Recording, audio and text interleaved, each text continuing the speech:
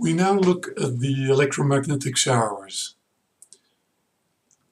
Actually, at already quite low energies, we can get simple showers. For example, if you look at the photons that come out of the decay of 65 gallium, these have an energy of about 3 MeV. And you recall from the previous video that this is probably in the domain where pair production can happen.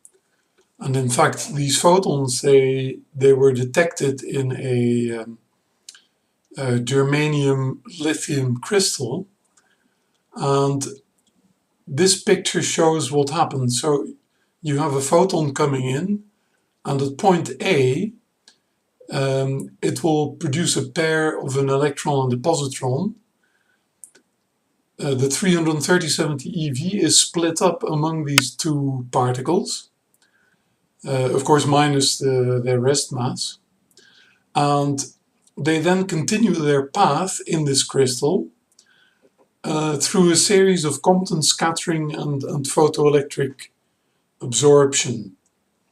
So the positron, when it will ionize, it doesn't have enough energy to go into the Bremsstrahlung domain, but finally when it comes to rest at point B, it will produce two photons. It will annihilate with an electron and make two photons with an energy equal to the rest mass of these two particles.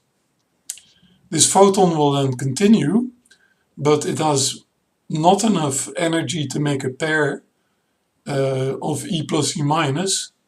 However, it will Compton scatter multiple times until it has lost so much energy that the only thing that is left is photoelectric absorption. So in this small shower, the energy deposited by one positron and 6 electrons disappears through ionization. If we go to higher energies, Bremsstrahlung becomes important. So this is when the energy of the particle is higher than the critical energy. In this picture, we see an electron coming in, and it hits a block of matter, and after one radiation length, it probably does Bremsstrahlung. So it interacts with the Coulomb field of the nucleus of the atom, and it generates a photon with usually quite low energy. The majority of these photons are soft, and they get absorbed by Compton scattering in the photoelectric effect. However, there are also some high energy photons, and these can generate E plus E minus pairs. So you see that after each radiation length, potentially there is a doubling of the amount of particles. And so this generates a cascade, a multi-step process, a shower containing thousands of electrons, positrons, and photons. If you look in the material how these showers develop, you see that initially their energy deposit as a function of the radiation length increases quite steeply. And then when it gets a maximum, after that it decreases slowly. If we look in the lateral direction, then you see that it's the opposite. The width of the shower increases as the shower goes through the material. The picture on the left is a linear scale, and the picture on the right is exactly the same, but with a logarithmic scale, so you can see this lateral development of the shower better. So the energy is deposited by ionizing electrons and positrons, and the electrons created in Compton scattering and photoelectric processes. So initially, the deposited energy increases with increasing shower depth. And this is because at every radiation length, there's a doubling of the number of particles, and each of them carries energy. So at some point, the energy of the shower particles has decreased so much that there is no further multiplication possible. The energy of the photon is not enough to create pairs, and the energy of the electron is not high enough to do Bremsstrahlung. So beyond this point, we can only competence scatter or have the photoelectric effect. And so gradually the number of particles and the deposited energy decreases. To describe this lateral and longitudinal development, we have two scaling variables, the radiation length x0 and the Molière radius ρm. This is Molière not from the bourgeois gentilhomme, but from the German physicist who developed the multiple scattering theory in 1947. The radiation length depends very much on the weight of the atom. The radiation length for heavy atoms is much shorter than for light atoms. As you can see, the radiation length of lead is 5.6 millimeters, and for iron 17, and for aluminium 89. It is in fact, as you remember, proportional to the atomic mass divided by the atomic number squared, multiplied by the density. On the figure on the right, you can see that the shower is actually much longer in terms of radiation lengths for heavy materials. And the maximum of the shower is also, it appears, for more radiation lengths. So for heavier materials, the shower decays slower. However, if you work it out in centimeters, then it's of course much less material. The lateral spread in the central part, so this is before we get to the maximum, there's a lot of energy deposited by multiple Coulomb scattering of E plus and E minus with the nuclei of the material. And this is because the energy is still high and they're all deposited in the forward direction. Then in the tail, this Coulomb scattering is disappeared, and we have just left the Compton scattering and the photoelectric effect. And that is what is responsible for this widening of the shower as you go deeper through the material. And that you can see in the figure on the right.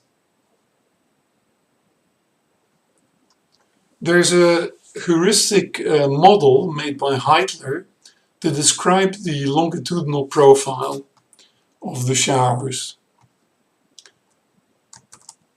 And what this is based on is the observation that after each radiation length, if it's an electron, then you can have Bremsstrahlung, and there will be two particles. But if it's a photon, then you can get pair production. It's actually not exactly x0 because the interaction length is 9 divided by 7 times the radiation length. It's a bit more, but this model is sufficient to give an understanding of the development. So after t radiation lengths, the number of particles would be 2 to the power t. And the energy per particle is then of course the incident energy of the particle coming in divided by 2 to the power t. And this cascade will stop when the energy at this particular shower depth equals the critical energy, because at that point, instead of radiation, ionization becomes more important. And the penetration depth, the shower maximum, can of course then be simply calculated by taking the logarithm of E0 divided by EC. And the maximum number of particles at this point is simply E0 divided by the critical energy. So the depth of the shower is proportional to the initial energy weakly through the logarithm, which is what you intuitively would expect. As far as the transverse profile is concerned, the scaling variable is called the Molière radius, and this is the average lateral deflection of electrons with the energy equals the critical energy after traversing one radiation length x0. And it is 21 MeV divided by the critical energy times the radiation length. So it's proportional to the radiation length. It turns out that 90% of the beam energy is deposited within a cylinder with radius ρm around the beam. 95% would be in a cylinder with a radius of twice the Molière radius.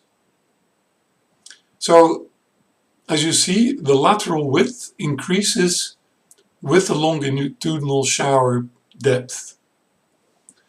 The Molière radius is independent of z. Remember that x0 is approximately inversely proportional to z, and the critical energy from the formula that was given in the first video is approximately 610 divided by z plus 1.24. It's inversely proportional to z as well. So when you divide these two, the z dependence cancels out. And that has interesting implications for the containment. Giovanni will come back to this in his lecture in the following module. So the longitudinal development, containment, this will determine the depth of your calorimeter.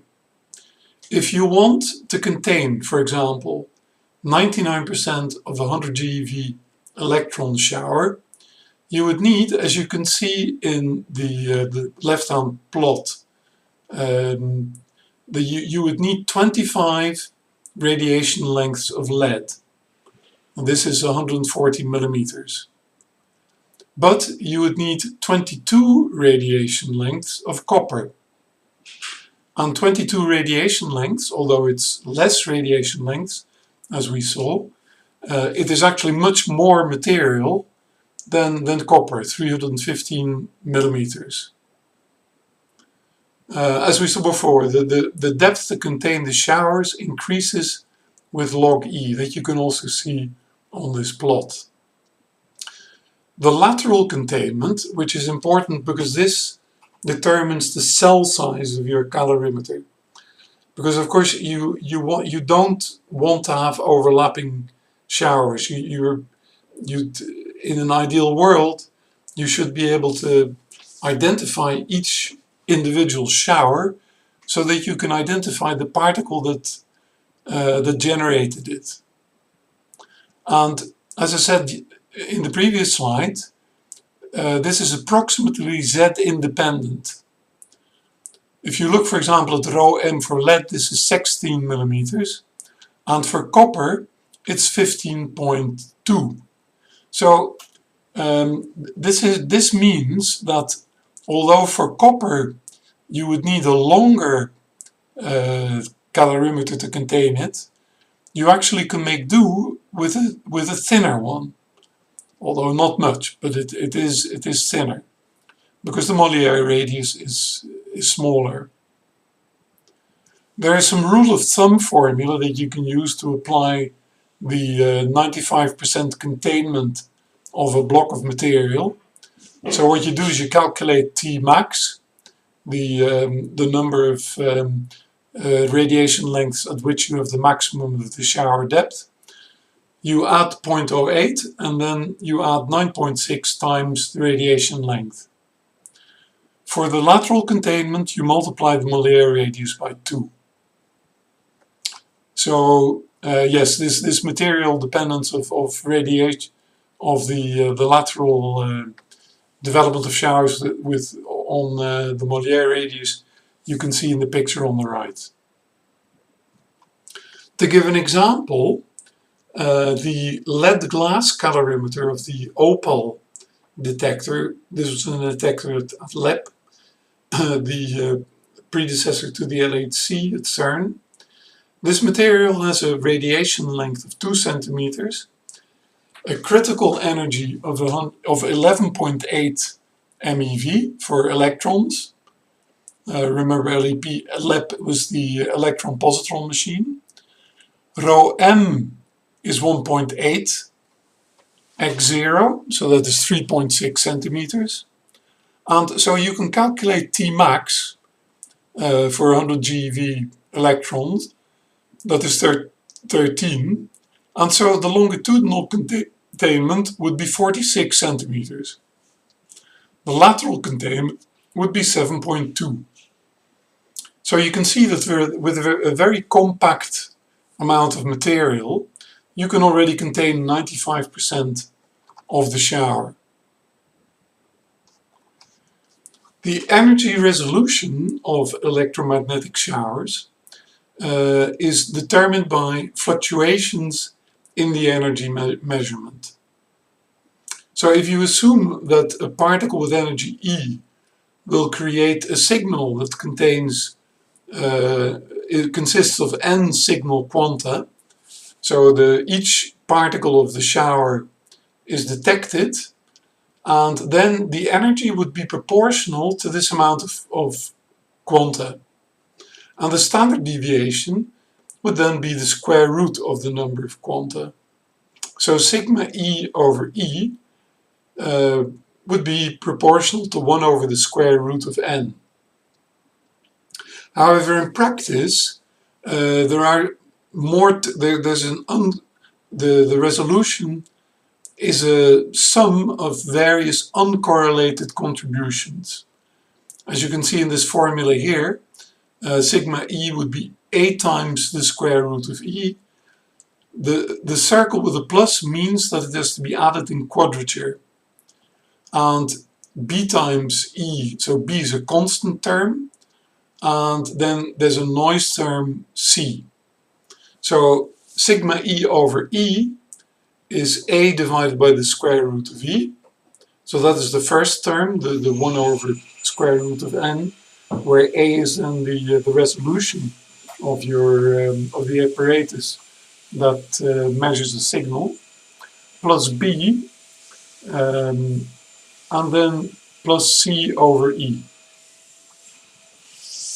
For an example, if we look at the Atlas electromagnetic calorimeter, here you can see the contributions to sigma E over E, and the stochastic term, 1 over the square root of E, proportional to 1 over the square root of E, is shown in the red line.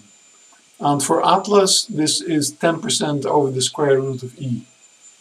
The electronic noise, the noise term, is the blue dotted line.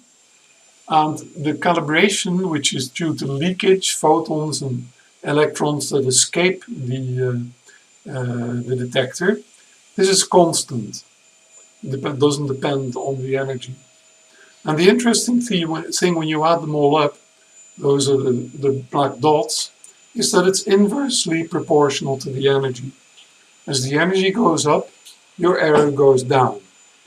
And this is not the case for all detectors. Tracking detectors, for example, the resolution goes up. The resolution becomes worse as the energy goes up. Now, a few words about muons.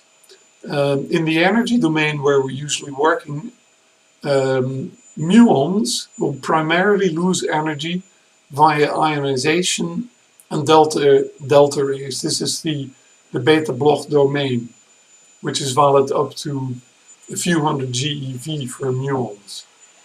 The energy loss in this domain, remember the plot that I showed in the first lecture, is about 1 to 2 MeV per gram centimeter squared. And in iron, this is approximately 1.1 GeV per meter.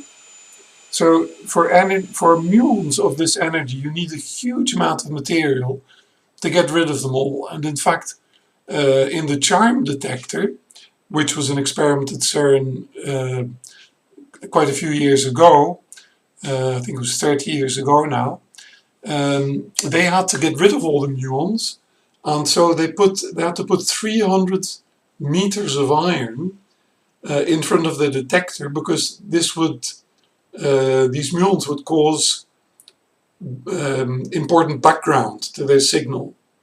In SHIP we have the same problem, but we try to get rid of these muons by putting in a clever set of magnets that will sweep them out of the way.